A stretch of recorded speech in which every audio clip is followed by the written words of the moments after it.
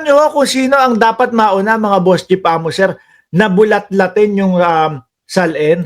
Sino pa ho ba? Eh di kundi yung nag-ano niyan, yung nagsarado, yung ombudsman dati, si Martires, di ba? Sabi nga ni Senator Kiko Pangilinan, dapat ang inuuna dito yung si Martires. Unahin niyang ilabas yung salin ni dating Ombudsman Martires mula nung umpo ito bilang Supreme Court Justice hanggang sa pagbaba nito sa pwesto bilang Ombudsman nitong 2025. Marami ho kasi sa mga kababayan natin ang nag-iebas, nagsasabi na masyadong naging tahimik itong si Martires noong panahon ni dating Pangulong Duterte pagkasarado noong mga salin.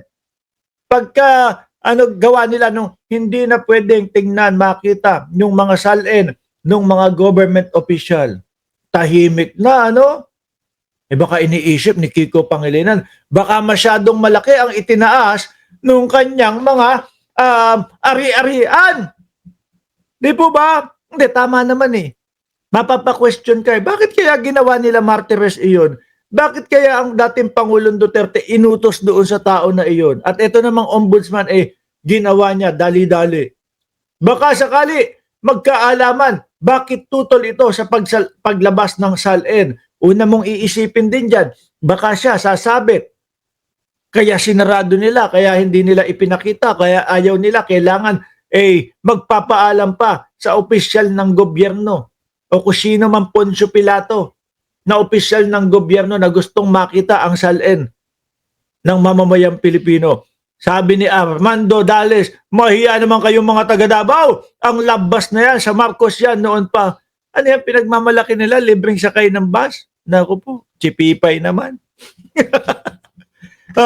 Senator Kiko Pangilinan. Totoo, ako mas naniniwala ako dyan. No? Mas naniniwala ako kung bakit dapat si Martires ang una. Dapat mauna ang vice-presidente at mga kaalyado. Pero tingin ko ang gagawin ni Pangulong Bongbong Marcos dyan, mga bossing chief amo, sir, tingin ko uunahan niya yan No?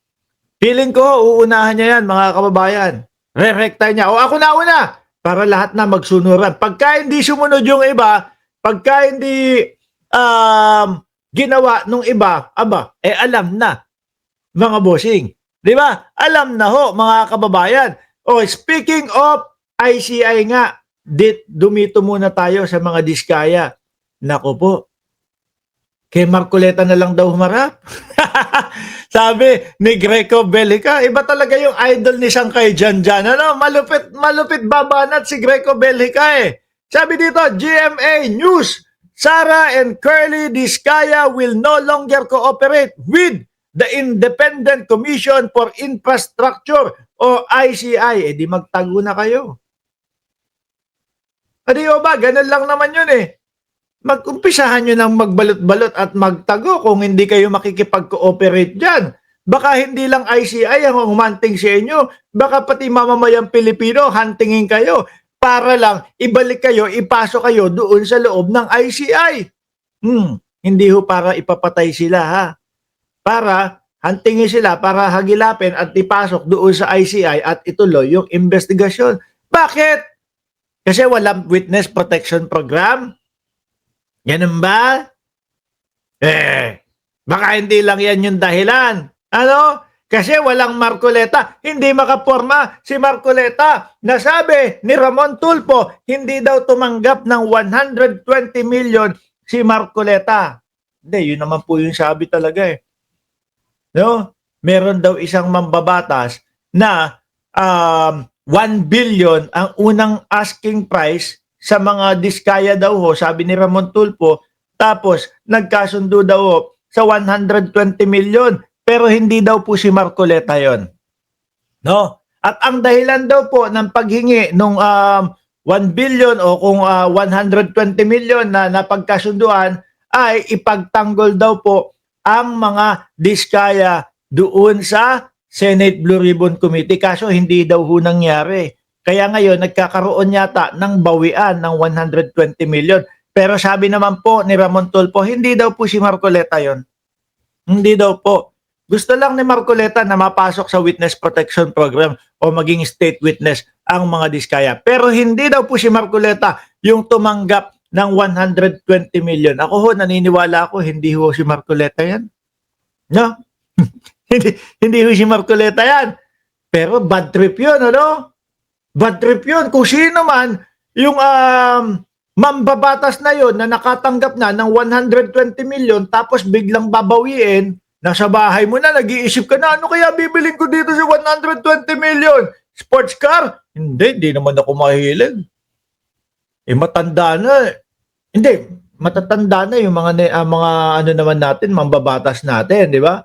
O baka, ewan kung saan gagamitin. Iniisip na, ano kaya bibiling ko dito? Tapos, makumukat-mukat mo, ay, babawiin na po namin. Bakit naman?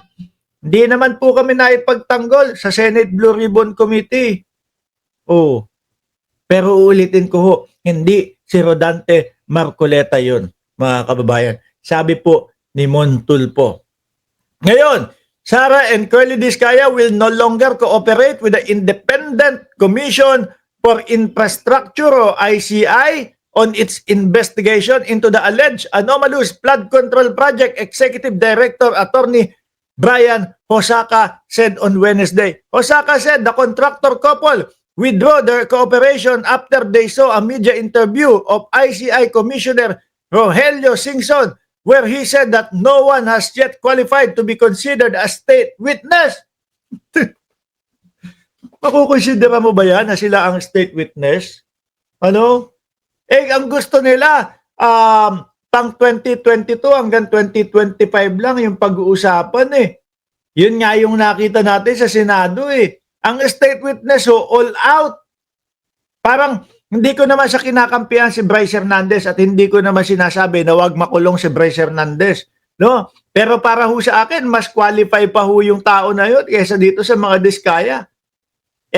Parang mapapabilang po sa most guilty itong mga Diskaya kaysa ho kay Bryce Hernandez, mga kababayan. Siguro, si Bryce ikulong pa din. Na pagka natapos investigasyon, nalaman lahat-lahat, si Bryce ikulong pa din. Kaya lang, dahil naging state witness, babaan ang sentensya. No? Yung mga most guilty, pag napatunayan, yun, habang buhay na. Huwag nyo nang pakawalan.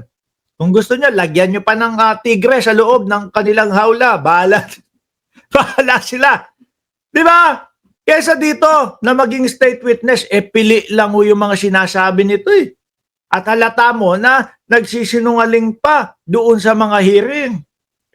Hindi kagaya ni Bryce Hernandez, all out talaga.